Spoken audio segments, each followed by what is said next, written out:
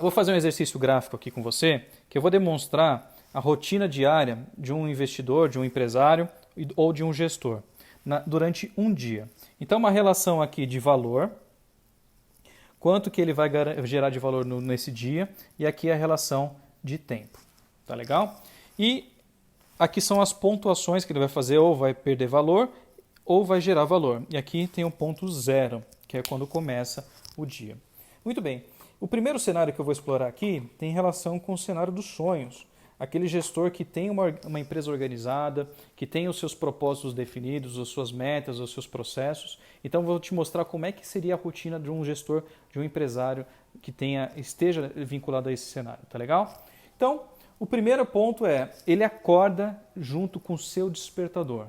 Ele não acorda antes, ele não acorda depois, ele acorda justamente no horário que ele estava pretendendo acordar. E ele acorda disposto, porque ele sabe o motivo do porquê ele está acordando.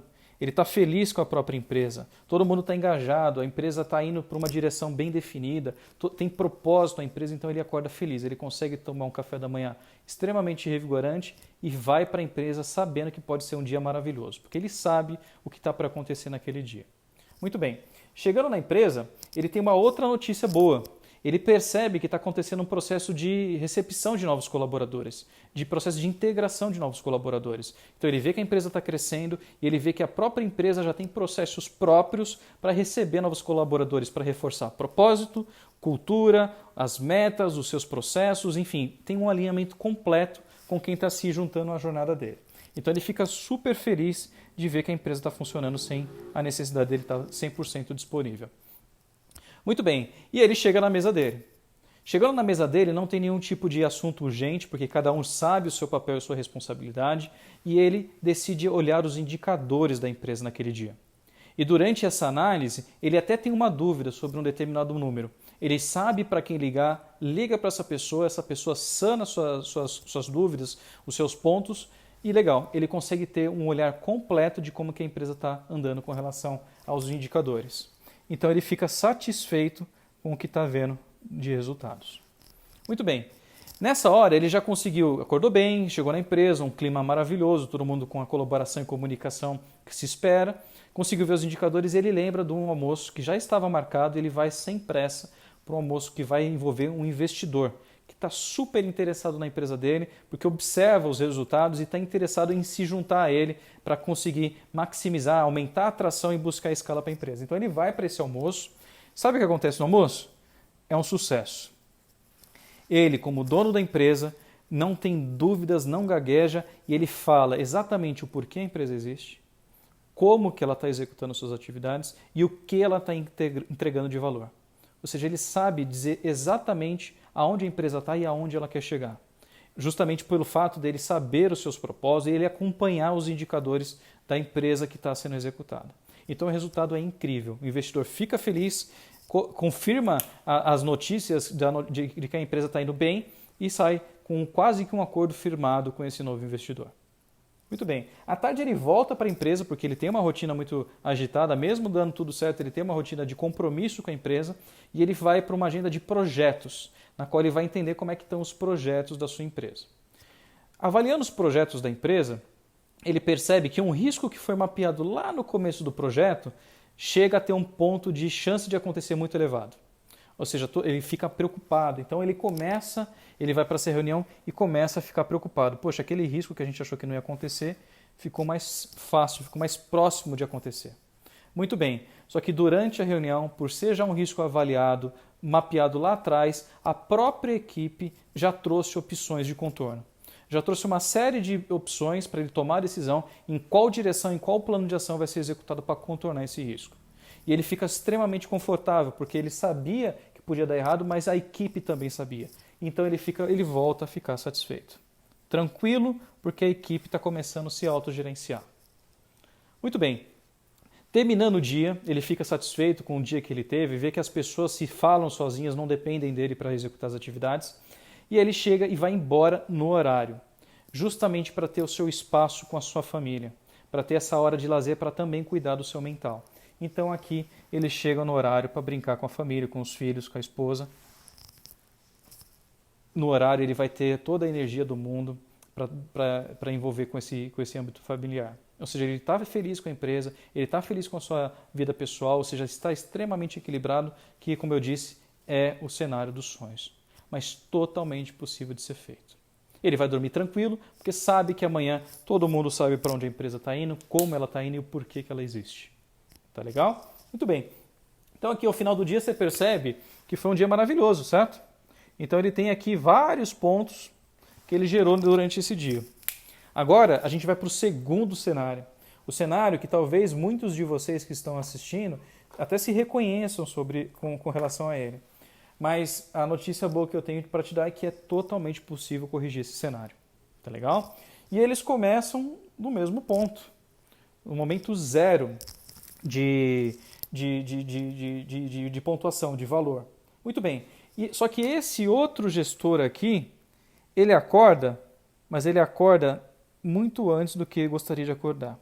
Só que ele acorda por conta do celular que fica vibrando de maneira desenfreada, de reclamações de cliente com relação a atraso, com relação à falta de qualidade sobre o seu serviço. Então ele percebe aquela situação, ele levanta, antes do que se esperava, ele começa a ficar ansioso, já não consegue ter um café da manhã mais tranquilo e corre para o trabalho para tentar resolver esse problema. No meio do caminho, acontece outro problema. O pessoal de RH liga para ele para dizer, olha, aqueles colaboradores que a gente contratou faz 3 meses, pois é, eles estão pedindo para sair.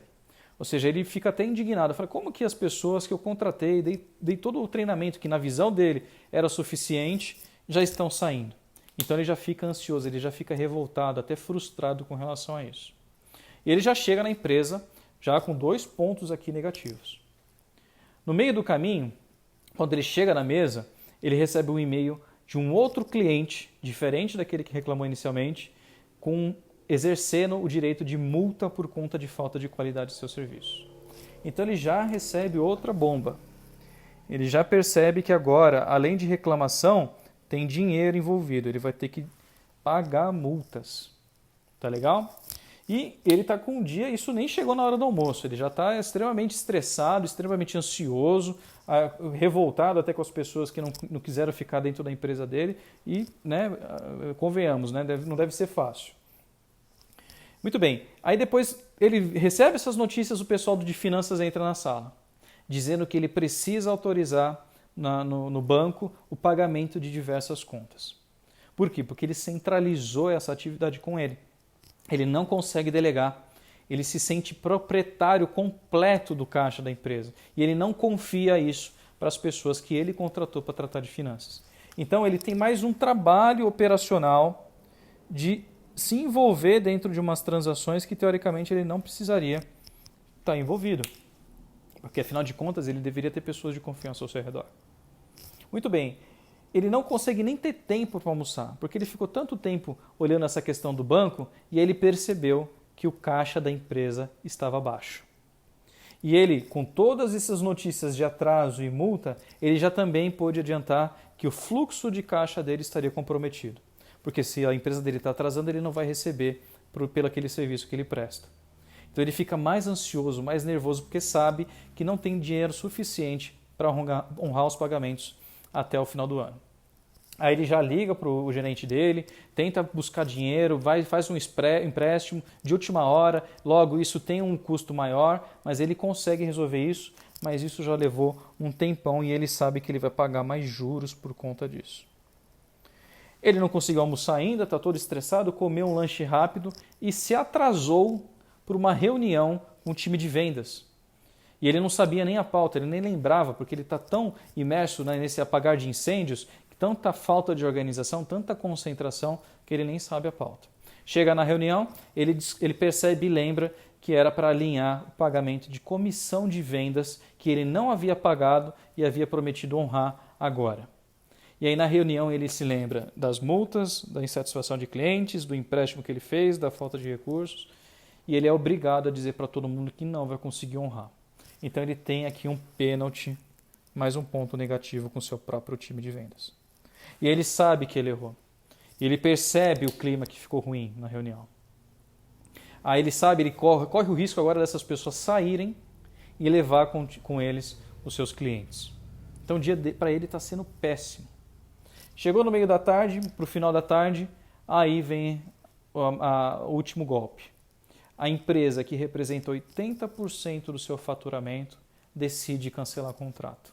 Justamente pela falta de qualidade, pela falta de entrega daquilo que essa empresa, inclusive, pagava.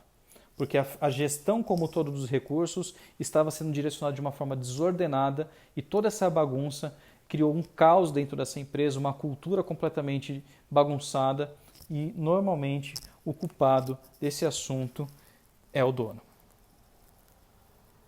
Então ele tem mais um pênalti muito forte no final do dia. E aí a pergunta que eu deixo para vocês é a seguinte. Essa empresa, qual é o risco dessa empresa continuar funcionando? Dado que com as receitas que ele já tinha dificuldade de administrar o caixa.